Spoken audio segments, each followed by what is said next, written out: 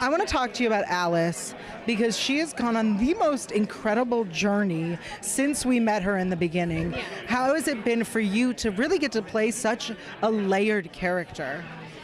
It's a gift, really. I mean, I have made a point to play as many versions of Alice as possible because I think it's fascinating to explore that every side of a character, and I think that's how complex human beings are.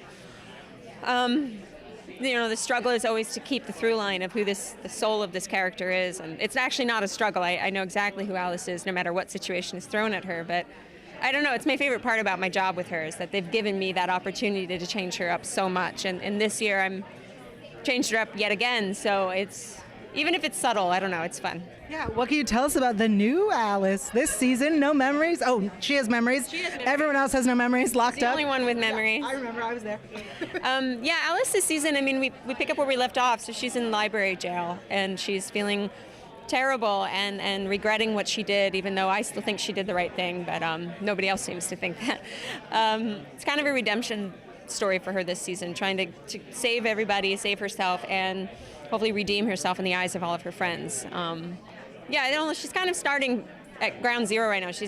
I'm playing her a little bit more like Alice season 1, a little more innocent. She doesn't really, she thinks she knows everything because she's the smartest, but really nobody knows everything, and I think she's realizing that, so.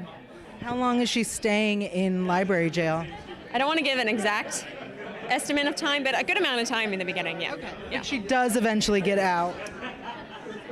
Yes. Okay. Kind of. My theory of her, that is how we get to old Alice who writes the book, is gone. I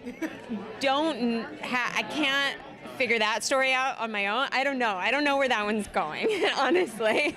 There's so many stories that have started on this show that they like to come back to later, so I don't know where that's going, but I'm sure it'll come back around.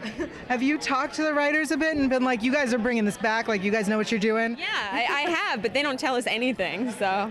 All right. They have their ways. Yeah. That's one of my fears when I watch a show that I get so invested in, that they bring up these things and I'm like, I want that answered. And then I'm worried that in 3 seasons they'll forget. Yeah. But you trust them. I trust them, yeah. I mean, and if they don't bring it back, then they know they have a good reason, I'm sure. We have so many stories to tell on this show that there's not enough time for everybody, every little piece of the story. So, yeah, we'll see. Do you think that Alice and Quentin have a future together, or do you think that that ship has sailed and it's time to move past? I think they do. I personally do. It's my favorite thing in the books. It's my favorite thing on the show. I miss them being together. I think that they're as much as they're bad for each other, I also think they're made for each other. So I don't know. I hope we go back to them being together, but I think it just depends on how many seasons we get and the amount of time we get to tell the story. But yeah, I mean, they're always in love with each other. Yeah. I want to see them back together. Thank you so much for chatting with me today.